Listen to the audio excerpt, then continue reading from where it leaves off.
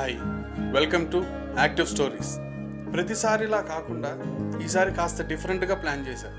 కులదైవం, ప్రతి ఇంటికి కులదైవం అన్నది కంపల్సరీ. వెళ్ళి మా నాన్నగారిని అడిగాను, నాన్న మన కులదైవం ఎవరు అని. అప్పుడు నాన్నగారు చెప్పారు, గురునాథ స్వామి. వినుకొండ దగ్గర రవ్వారం అనే గ్రామంలో కొండ మీద వెలిసారు ఆయన, మా కులదైవం ఆయన. సరే, కులదైవం దగ్గరికి వెళ్ళాలి అని డిసైడ్ అయ్యి నేను, మా మిసెస్, మా అమ్మ, మా బాబు, వాడికి అప్పుడు 2.5 to 3 years ఏజ్ అంతే. నాకు అప్పుడు శాంట్రో కార్ ఉండేది, రెడ్ కలర్ శాంట్రో. సో హైదరాబాద్లో ఎర్లీ మార్నింగ్ 4 o'clockకి బయలుదేరాం. సో నేను కూడా చిన్న ఎగ్జైట్మెంట్లో ఉన్నాను, ఎందుకంటే మా తాత ముత్తాతలు పూజించిన దైవం. సో నాకు కూడా ఓకే, ఈ ప్లేస్కి వెళ్తే మంచి జరుగుతుందేమో అన్న చిన్న ఆలోచన ఉండాలి. అక్కడికి రెగ్యులర్గా మా ఫ్యామిలీలో ఎవరైతే వెళ్తుంటారో ఆ గుడికి, వాళ్ళకి ఫోన్ చేసి విషయం కనుక్కోవడం జరిగింది నేను. సో ఆయన చెప్పారు, ఏం లేదు నాన్న, మనం అక్కడికి వెళ్ళి పొంగల్ వండాలి. కొండ మీద గురునాథ స్వామి కొండ ఎక్కి అక్కడ బై రోడ్ అంటే ఆ కొండ దాకే వెళ్తాం. మేము ఏదైతే గురునాథ స్వామి కొండ మీద వెలిసారో ఆ కొండ ఎక్కడానికి మినిమం ఒక 20 to 25 minutes పడుతుంది. సో అక్కడికి వెళ్ళి పొంగల్ వండుకొని ఆయనకి నైవేద్యం పెట్టి మనం దిగాలి అన్నారు. ఎర్లీ మార్నింగ్ 4 o'clock మేము హైదరాబాద్లో బయలుదేరాం. బై ద టైం అక్కడికి రీచ్ అయ్యేటప్పటికి అరౌండ్ 9:30 అయింది. అసలు ఏమైతే తీసుకోవాలో అవన్నీ తీసుకుని ఒక్క మిల్క్ తప్ప. ఎందుకు మిల్క్ తీసుకోలేదంటే, ఆ గుడి పరిసర ప్రాంతాల్లో ఎక్కడో ఒక చోట మనకి మిల్క్ దొరుకుతుంది అన్న చిన్న ధైర్యం. ఇంకొక 4 kilometers టెంపుల్ ఉంది, మా దగ్గర మిల్క్ ఇంకా లేదు అక్కడ. మేము వెళ్తూ ఉంటే ఒక పాల కేంద్రం ఉంది. ఆ పాల కేంద్రం నుంచి ఒక అతను మోపెడ్ మీద బయటకు వచ్చాడు. ఇది ఇట్లా ఇక్కడ పాలు ఎక్కడ దొరుకుతాయండి, మేము ఇట్లా అంటే, నేను ఇవ్వాల్సిన వాళ్ళు లేరండి, డోర్ లాక్ ఉంది, ఒకటే బాటిల్ ఉందని చెప్పేసి ఒక 1 liter బాటిల్లో మిల్క్ ఇచ్చాడు మాకు. అసలు మేమందరం కూడా సెంటిమెంటల్గా చాలా హ్యాపీ ఫీల్ అయ్యాం.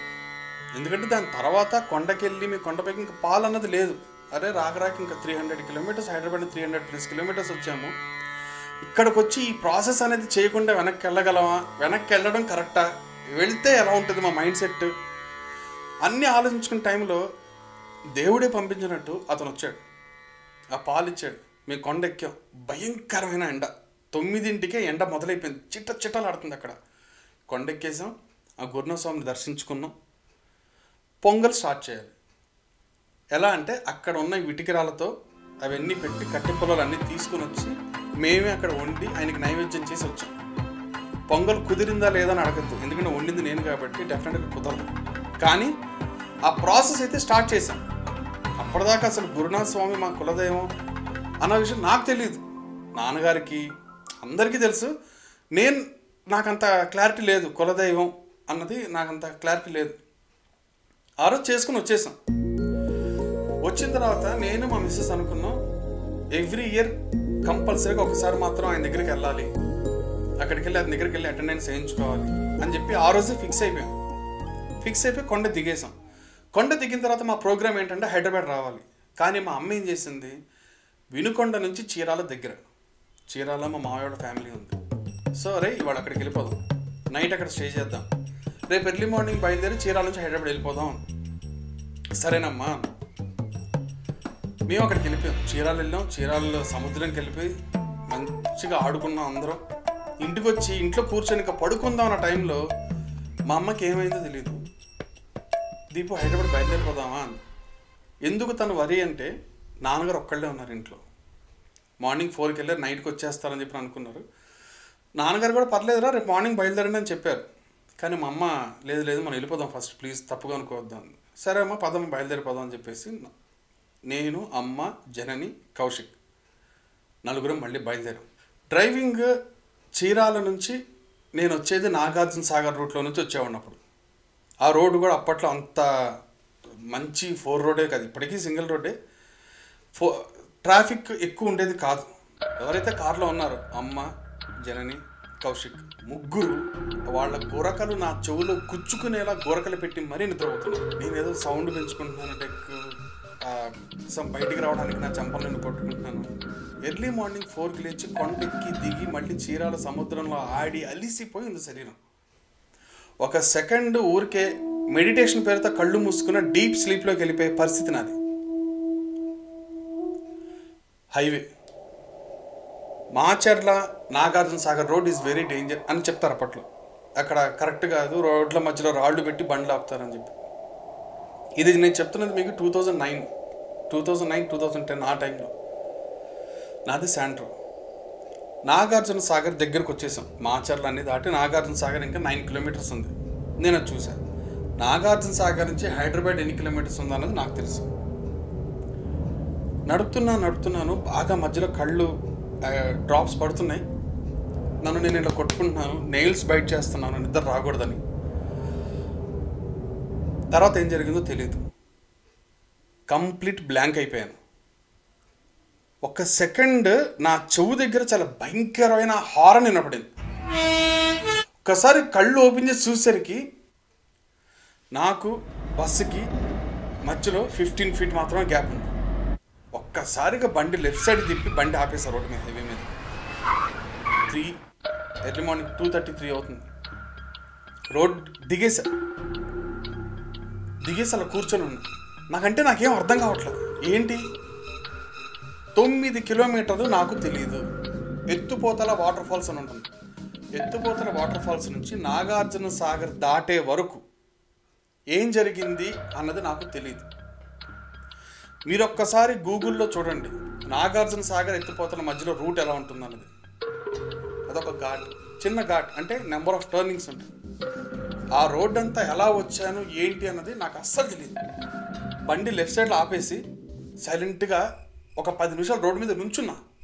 ఏం చేయాలో అర్థం కావట్లా. ఎక్కడ టీ కానీ ఏమీ లేవు. నాకు తెలిసి వీళ్ళు చాలామందికి ఎక్కడ నాపి టీ తాగొచ్చు అని డౌట్లు అన్నీ వస్తాయి. ఎక్కడ ఏది లేదు. వచ్చి హైదరాబాద్ పరిసర ప్రాంతాలకు వచ్చిన తర్వాత బండి ఆపి అక్కడ టీ తాగాను. ఈ మధ్యలో అంతా కూడా ఇంకా భయం పట్టుకుంది. ఎందుకంటే ఒక్కసారి ఎప్పుడైతే ఏపీఎస్ఆర్టీసీ బస్సుని ఆ రేంజ్లో పెద్ద లైట్లు వేసి నా మొహం మీద కొడుతున్నప్పుడు డ్రైవింగ్ సీట్లో కూర్చొని అలా చూశాను, భయం వేసిపోయింది నాకు. పిల్లోడు ఉన్నాడు, అమ్మ, వైఫ్. పొరపాటున ఏదన్నా జరగకూడదు జరుగుని ఉంటే నాన్నగారికి కమ్యూనికేషన్ కూడా లేదు కాదు. అక్కడ సిగ్నల్స్ కూడా మొబైల్ సిగ్నల్స్. అంటే అదేది జరగదు అన్న గట్టి సంకల్పం నాకు ఆ రోజు మొదలైంది. ఎందుకంటే మా కులదైవం. సో ఇంకా ఈ కులదైవం ప్రాసెస్ ఏదైతే ఉందో వెళ్ళటం జరిగిన తర్వాత నాన్నగారు ఒకసారి సరదాగా ఫ్యామిలీ మెంబర్స్ అందరం కలిసి వెళ్దాం రా అన్నారు. సరేనా అన్న అని చెప్పేసి ఒక స్వరాజ్ మస్టర్ టెంపో ట్రావెలర్ లాంటిది బుక్ చేసుకున్నాం. మొత్తం ఒక 12 మెంబర్స్ వెళ్ళాం. లైక్ నాన్న, నేను, అక్క, బావ, జనని, కౌశిక్, వేరే రిలేటివ్స్ కూడా ఉన్నారు. అందరం కలిసి వెళ్ళాం. నాగార్జున సాగర్ దగ్గరికి వెళ్ళిపోయాం, అక్కడికి వెళ్ళిపోయాం. ఈసారి కాస్త అతి తెలివి ఎక్కడ చూపించామంటే, అక్కడికి పైకి వెళ్ళి కట్టె పొలాలు ఏరుకొని దానికి వెలిగించి పొంగలు వండి ప్రాసెస్ అంతా లాగ్ కదా. దేవుడి దగ్గర కూడా మనం టైం చూసుకోవడం అనేది మేము అనుకున్నాం. టైం మేనేజ్మెంట్ ఈజ్ ఇంపార్టెంట్ కదా. దేవుడి దగ్గరికి వెళ్ళాము, నాట్ మోర్ దెన్ ½ అవర్ అంతా అక్కడ చేసి వచ్చేయాలి. వెళ్ళిపోయాం. అక్కడికి వెళ్ళేటప్పుడు ఏం చేసామంటే సిలిండర్తో ఉండే స్టవ్ ఒకటి తీసుకుని వెళ్ళాం. లైక్ ఈ సైజు ఉంటుంది ఒక స్టవ్ లాగా. అది తీసుకుని వెళ్ళాము. మేము పైకి ఎక్కేసాం. మొత్తం మిల్క్, బెల్లం, ఈసారి అన్ని పకడ్బందీగా ప్లాన్ చేసుకుని వెళ్ళిపోయాం. పైకి అందరం ఎక్కేసాం. ఆన్ చేస్తున్నాం, పొయ్యి ఆన్ అవ్వట్లే. కుట్టి దాన్ని లైటర్తో కొట్టి అగ్గిపుల్లలు లెగ్గించి దాని చుట్టూరు కర్పూరం పెట్టి ఏమి చేసినా పొయ్యి ఆన్ అవ్వట్లేదు. అక్కడ ఎవరైతే పూజ చేయడానికి మేము పొంగల్ నైవేద్యం పెడితే ఆయన నమస్కారం చేసుకుని మళ్ళీ ఆ గేట్స్ క్లోజ్ చేసి వెళ్ళిపోవాలి. ఆయన నుంచి మమ్మల్ని చూస్తున్నాడు. ఎప్పుడైతే అది వెలగట్లేదు అనే విషయం మాకు తెలిసిందో ఇమీడియట్గా కట్టె పుల్లలు ఏరటం మొదలుపెట్టాం. దాని ముందు రోజు బాగా వర్షం, కట్టె పుల్లలన్నీ తడిగా ఉన్నాయి. ఎందుకు అంటుకుంటాయి? ఏదో ఒకటి లాగేద్దాం పదమని చెప్పి మొత్తం అక్కడి నుంచి మొత్తం అన్నీ తీసుకొచ్చేసి చేసాం. పొంగల్ వండేసాం, నైవేద్యం పెట్టేసాం, మాల వేసాం, ఆయన బట్టలు పెట్టుకున్నాం భగవంతుడికి. చాలా హ్యాపీగా అందరూ హ్యాపీగా ఉన్నాం. దిగేసాం కిందకి. దిగిన తర్వాత మా నాన్నగారు అన్నారు, ఒకసారి దాన్ని వెలిగించండి రా అన్నారు. ఇట్లానే వెలిగించగానే నెక్స్ట్ సెకండ్ ఆన్ అయింది అది. మాకు అప్పుడు అనిపించింది ఏంటంటే, ఒక ప్లేస్కి నువ్వు వెళ్తున్నావు, అదొక పవర్ఫుల్ ప్లేస్ అని నువ్వు నమ్మి అక్కడికి వెళ్తున్నావు అంటే అక్కడ ప్రాసెస్ ఏదైతే ఉందో అది నువ్వు ఫాలో అవ్వాలి. లేదు నా ఓన్గా నేను ఇంకేదో చేస్తా అంటే అవ్వదు. గురునాథ్ స్వామి మా లైఫ్లో చాలా ముఖ్య పాత్ర పోషించారు. ఈ రోజుకి ఆయన దగ్గరికి వెళ్తున్నావు అంటే నెక్స్ట్ 2-3 monthsలో ఇంట్లో ఏదైనా చెడు జరగబోతుంది అంటే ఆయన మాకు సంకేతాలు ఇస్తారు. అక్కడికి వెళ్ళే ముందే మేము అక్కడ పూజారికి ఫోన్ చేసి చెప్పి మరి వెళ్తాం, ఏమంటే ఈ టైంకి మేము వస్తాం, నేను వినుకొండలో దిగి వినుకొండలో స్టే చేసి అక్కడికి వెళ్తాను, మేము ఈ టైంకి అక్కడికి వస్తాంటే సరే వచ్చేయండి అంటారు. అంత పగడ్బందీగా అంత ప్లాన్ చేసుకొని ఎచ్చులు పడకుండా అంత ఏం చేసినా కూడా అక్కడికి వెళ్ళి ఆ ప్రాసెస్ మాత్రమే మనం ఫాలో అవ్వాలి. స్టవ్లు తీసుకెళ్తాం, దాంతో వండేద్దాం, లేదా కింద బయట ఎక్కడ వండుకుందాం, అక్కడ ఏ ప్రాసెస్ దాని ప్రకారంగానే చేయాలి. ఇది ఎందుకు చెప్పాను అంటే, మా కులదైవానికి సంబంధించిన ఎందుకు చెప్పానంటే, ఫస్ట్ నేను బాగా నమ్ముతాను. అలానే ప్రతి ఇంటికి ప్రతి గడపకి కులదైవం ఉంటారు. చాలామంది పెద్దలు చెప్పారు. ముందుగా అమ్మ, నాన్న, గురువు, కులదైవం, ఇక తర్వాత మన శివుడు, మన నారాయణుడు, మన కృష్ణుడు, మన గణపతి. ఇలా ఎంతోమంది మనకి ధైర్యాన్ని నింపడానికి ఎప్పుడు మనతోనే ఉంటారు.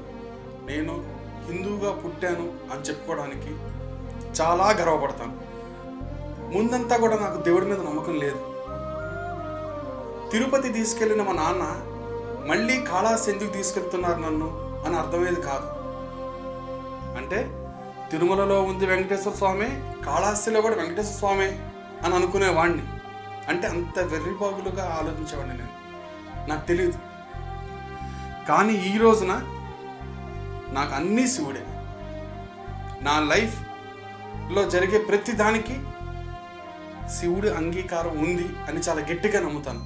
అలానే ఏదైనా డిస్కషన్లో మీ దేవుడు గొప్ప, మా దేవుడు గొప్ప అని చెప్పి నా దగ్గర డిస్కషన్స్ తీసుకొస్తే వాళ్ళని నేను చాలా చిన్న చూపు చూస్తాను.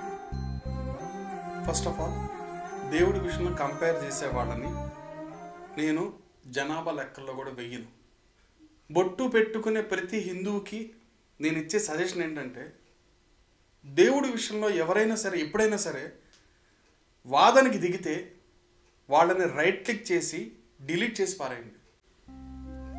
మనం నమ్ముదాం, మన సనాతన ధర్మాన్ని మనం కాపాడుకుందాం, దాన్ని ఫాలో అవుదాం, మన పిల్లలకి దాని విలువలు చెప్తాం.